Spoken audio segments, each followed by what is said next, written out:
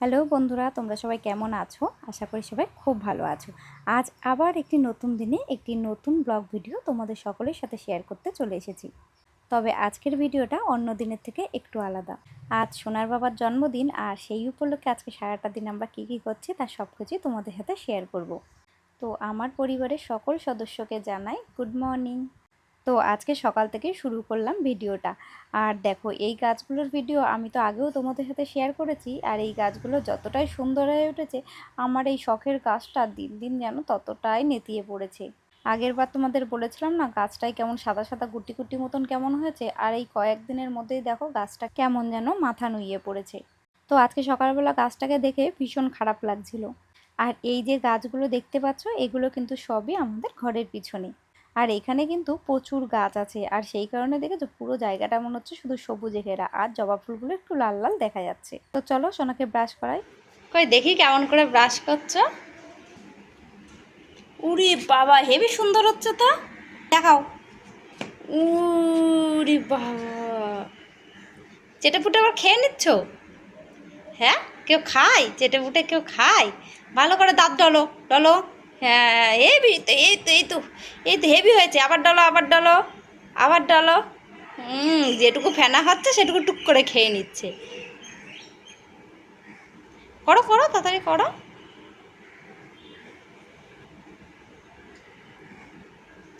কি করলে?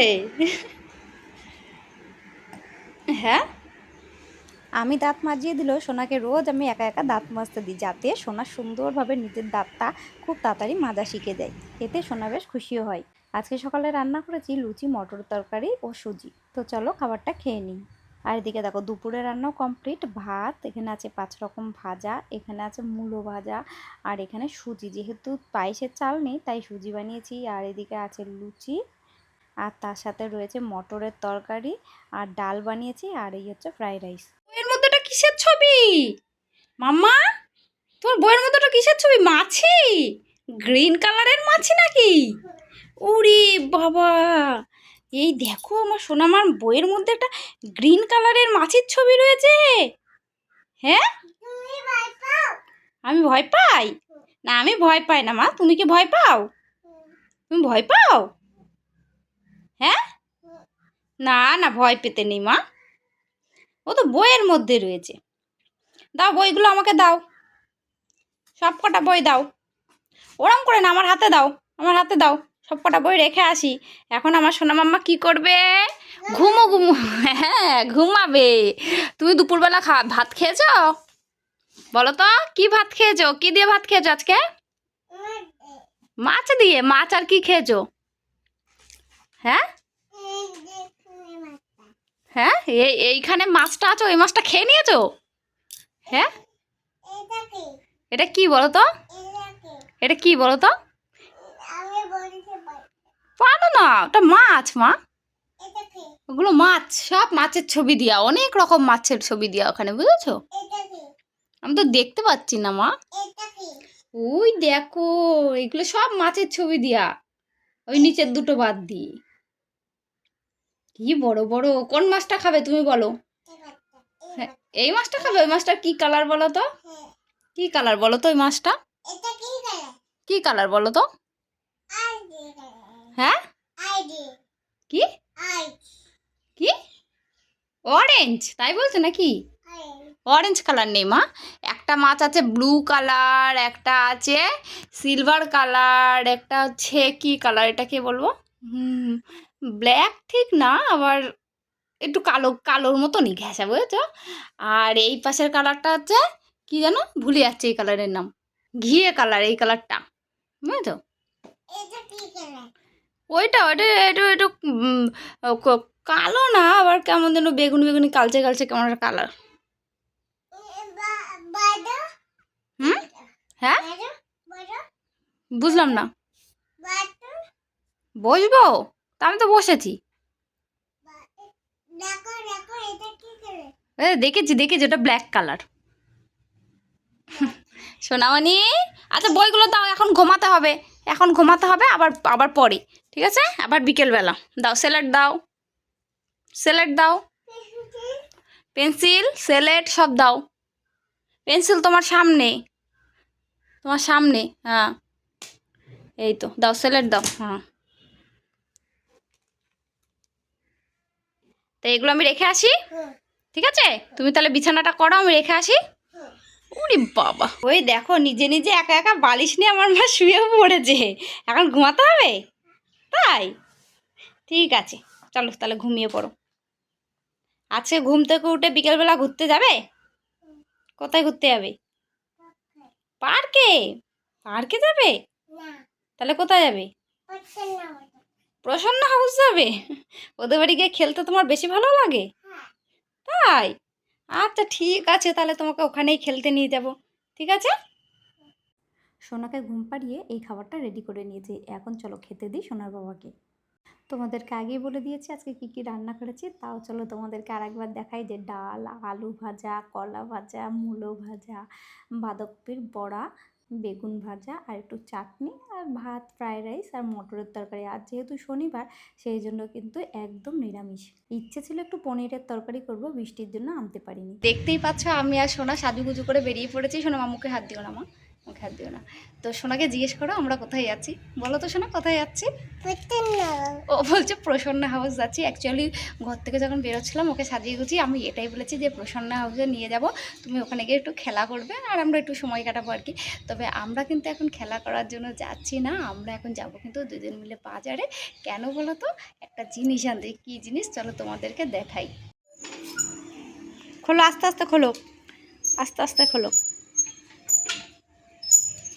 দেখো কত চেষ্টা করছে আমার সোনামা গেটটা খোলার জন্য, পাচ্ছ না?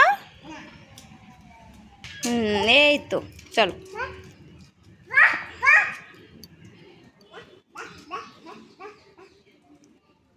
সরাই মা, আমার কোলে আয়, আমার কোলে আয়, আমার কোলে আসো মা।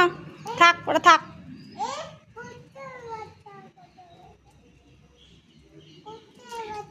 হ্যাঁ ছোট ছোট কুত্তার বাচ্চা, বড় বড় কুত্তা, দেখেছো কত কুকুর রয়েছে এখানে। চলে আসো আমার কাছে, চলে আসো, চলো আমার কোলে কোলে চলো।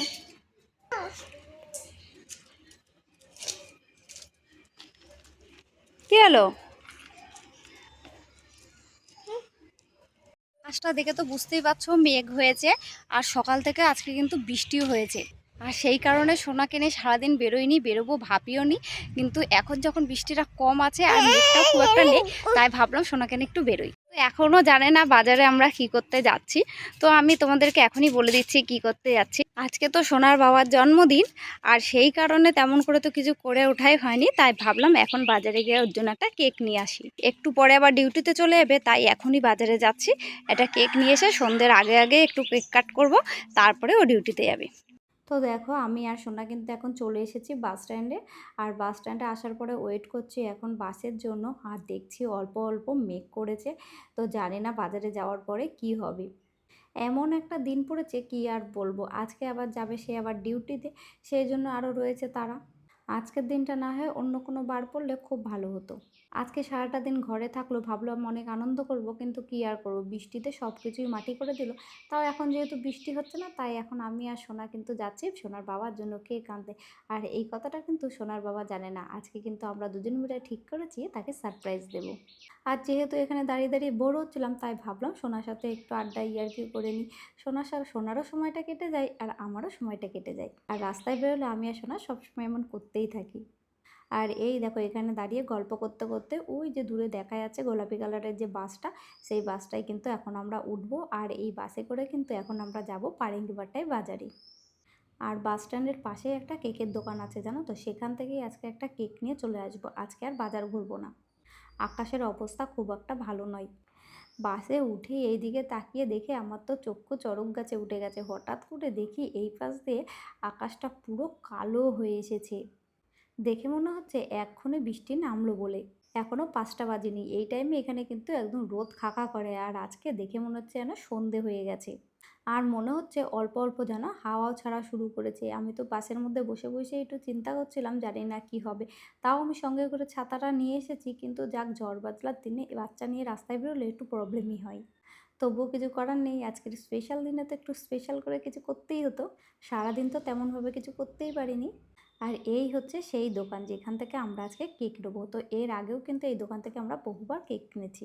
আর সোনাকে আমি বললাম, সোনা একটা পছন্দ করে দে কেক কোনটা নেব, কিন্তু এখানে এসে দেখলাম এই দুটো মাত্র কেক আছে, আর যেটা পছন্দ সেটাই নিতে হবে, কিছু করার নেই। দুখানায় মাত্র কেক, কী আর পছন্দ করব। তো সেই জন্য একটা বাটারস্কচের কেক ছিল, সেটাই আমি নিয়ে নিয়েছি। আর বাটারস্কচটা আমি সবসময় পছন্দ করি। তো চলো এখন ঝটপট করে কেকটা প্যাকিং করিয়ে নিই। তো এই দাদাভাই আমাকে জিজ্ঞাসা করছিল যে কেকের উপরে কি লিখবে, তো আমি বললাম যে হ্যাপি বার্থডে লিখে দাও। তো উনি শর্টে হ্যাপি বার্থডে লিখলো। তো আমাকে জিজ্ঞেস করলো নাম কি, তো আমি বললাম, তারপরে ডেটটা উনি ওনার মতন করে লিখে দিল। তো লেখার পরে তারপরে দেখো সুন্দর করে প্যাকিং করিয়ে দিয়েছে। আর যখন কেকটা এইভাবে লিখছিল তখন আমি ওনার পারমিশন নিয়ে একটু ভিডিও করে রাখলাম। আমাদের কলকাতার ওখানে কিন্তু আমরা কেকের উপরে যখন বলি যে হ্যাপি বার্থডে লেখো, তখন কিন্তু তারা হ্যাপি বার্থডে পুরোটা লিখে দেয়, আর নামটাও অবশ্যই লেখে, কিন্তু ডেটটা কখনো সেভাবে লেখা হয় না।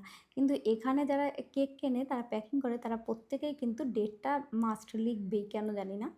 তো উনি আমার কাছে জিজ্ঞাসা করেছিল যে ডেটটা লিখবে নাকি, তো আমি বললাম হ্যাঁ লেখেন, কোনো প্রবলেম নেই। তো উনি তারপরে লিখে দিল। আর তারপরে দেখো সুন্দর একটা প্যাকিং করে ওর মধ্যে 4টে ছোটো ছোটো মোমবাতিও দিয়ে দিয়েছে। তো চলো প্যাকিং কমপ্লিট, এখন এটাকে নিয়ে তাড়াতাড়ি করে ঘরে ফিরতে হবে। আর এই কেকটা পেয়ে আমার সোনামা তো ভীষণ খুশি। আমার সোনামা বলছে মাম্মা আমার হ্যাপি বার্থডে হবে। আসলে ও কেক দেখলেই ওর হ্যাপি বার্থডে হবে, এটাই সবসময় বলে। ছোটো মানুষ তো এখনও বোঝে না। তো আমরা গল্প করতে করতে কিন্তু চলে আসলাম বাস স্ট্যান্ডে।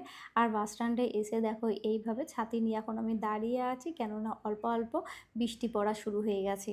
আর বেশ খানিকটা সময়ের মধ্যেই এতটাই জোরে বৃষ্টি চলে আসলো যে এই জায়গাটার অবস্থা দেখো কত পরিমাণে জল জমে গেছে। আর এই দোকানের পাশেই জানো তো একটা ফুচকার দোকান আছে, ওখানে ভেলপুরি, পানিপুরি, মশলাপুরি সব কিছুই পাওয়া যায়, কিন্তু অন্য কিছু ভালো খেতে না হলেও পানিপুরিটা বেশ ভালোই লাগে খেতে। আর লোভ সামলাতে না পেরে আমি আর সোনা কিন্তু সেইখানে চলে গেছিলাম পানিপুরি খেতে। আর পানিপুরি খেতে খেতে হঠাৎ করে একটা বাস চলে আসে, আর আমি ভাবি সেই বাসটা আমাদের ঘরের এখানে আসবে, তার জন্য দুটো খেয়ে বাকিগুলো হাতে নিয়ে চলে আসি। তারপর বাস কন্ডাক্টরকে জিজ্ঞাসা করলাম যে এই বাসটা আগারাম যাবে, তো বললো না যাবে না। তারপরে আর কি মনটা খারাপ হয়ে গেল, শান্তি করে ফুচকাটাও খেতে পারলাম না, আর বাসটাতেও উঠতে পারলাম না। তারপরে যাই হোক অনেক কষ্টে আর একটা বাস ধরে আমি আর সোনা এখন বাড়ি চলে এসেছি। আর বাড়ি আসার পরে এই যে বসে পড়েছি এখন আমরা কেক কাটতে। আর এসে তো দেখলাম যে ঘরে কারেন্ট নেই, আর এখন সন্ধে প্রায় 7টা বাজতে গেল, এখনও কারেন্ট আসেনি। আর ও যেহেতু ডিউটি যাবে, তাই জন্যে এই অন্ধকারের মধ্যে কেক কাটতে পারবো না। আর কেক কাটতে বসে আমার সোনা মা কী করছে দেখো। আর একটা মজার ঘটনা তোমাদের তো বলাই হয়নি, কেকটাকে দেখছো কাটুর থেকে কেমন এক সাইডে সরে গেছে। আসলে বৃষ্টির মধ্যে গুঁতোগুতি করে দুজন মিলে দাও বাবাকে তাড়াতাড়ি একটু করে খাইয়ে বাড়ি দাও, আসতে কেকটার এই অবস্থা বাবাকে হয়ে খাইয়ে গেছে। দাও, আর তারপরে আমার সোনামা শুরু করেছে দুষ্টুমি। দাও ওর খাইয়ে বাবাকে দাও। তো দেবেই না কেক কাটতে, ও নিজেই কেক কাটবে আর তারপরে ওর বাবাকে খাইয়ে দেবে। আজকে নাকি ওরই জন্মদিন। তুমি একটু খাইয়ে দাও আমায়। না তুমি একটু খাও, আমি একটু দিই তুমি খাও, আমি একটু দিই তুমি খাও, আমি একটু খাইয়ে দিই। এনো এটা খাও, আমি খাইয়ে দিই না, খাও খাও একটু, আমি খাইয়ে দিচ্ছি খাও। ব্যাস এবার কেক কাটার পরে সেও চলে যাবে ডিউটি, আর আমিও সোনাকে খাবার টাবার খাওয়াবো, নিজেও খাবার খাবো। আর আজকে একটু তাড়াতাড়ি শুয়ে পড়বো রাত্রে, কেননা বাইরে প্রচণ্ড ঝড় বৃষ্টি হচ্ছে, তাই আর রাত করে জেগে থেকে কোনো লাভ নেই। দুজন মিলে চলে আসবো বিছনায়, তারপর একটু খেলা মজা করে ঘুমিয়ে পড়বো। ফ্যান চালিয়ে দেবো? কেন রাত্রে শুতে গেলে ফ্যান চালাতে হয়? আমার তো শীত করছে। ফ্যান চালিয়ে দাও।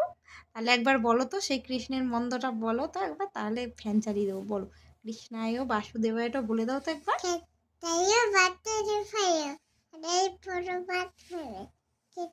প্রণত।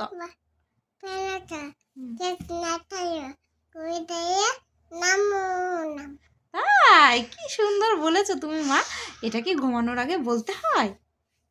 এটা বলতে হয় তারপরে ঘুমাতে হয়, আর ঘুম থেকে উঠে আবার বলতে হয়? তাই তুমি গোপাল ভাইকে ভালোবাসো? গোপাল ভাই তোমাকে ভালোবাসে?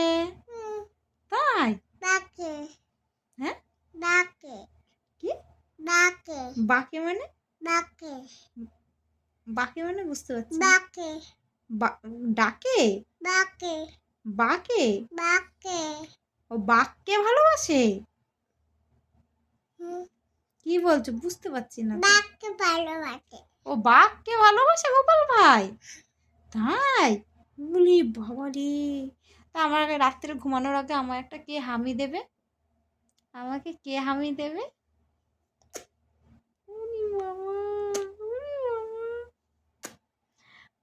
তা আমাকে একটা ভালো করে আমি তো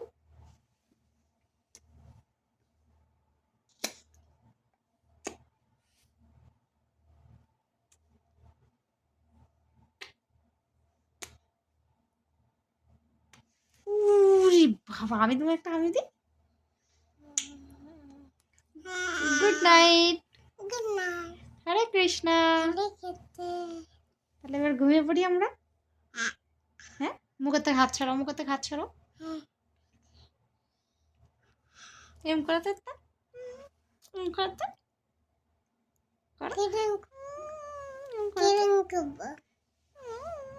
এরম করো। হাত ছড়াও, মুখের থেকে হাত ছড়াও, এবার এরম করো। সোনা আমার মানিক, আমার মানিক, আমার সব কিছু, তাই তো তুমি আমার। অনেক রাত তোমার কাঁধে আমার নিঃশ্বাস, আমি বেঁচে আছি তোমার ভালোবাসায়। এখন সত্যি সত্যি অনেক রাত হয়ে গেছে আর আমরা বিছনা করে কিন্তু শুয়ে পড়েছি।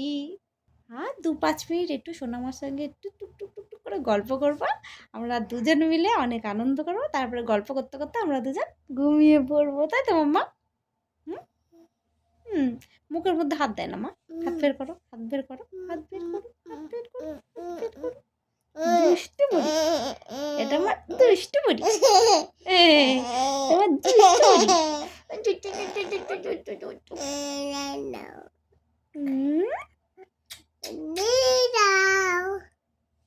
কি বলছো?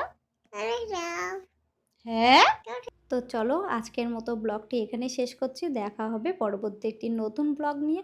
তো তোমরা সকলে ভালো থাকো, সুস্থ থাকো। আর আমার এই ব্লগ ভিডিও যদি তোমাদের ভালো লেগে থাকে তাহলে অবশ্যই একটা লাইক, কমেন্ট, শেয়ার করো। আর যদি চাও তাহলে সাবস্ক্রাইবও করতে পারো আরও নতুন নতুন ব্লগ ভিডিও পাওয়ার জন্যে।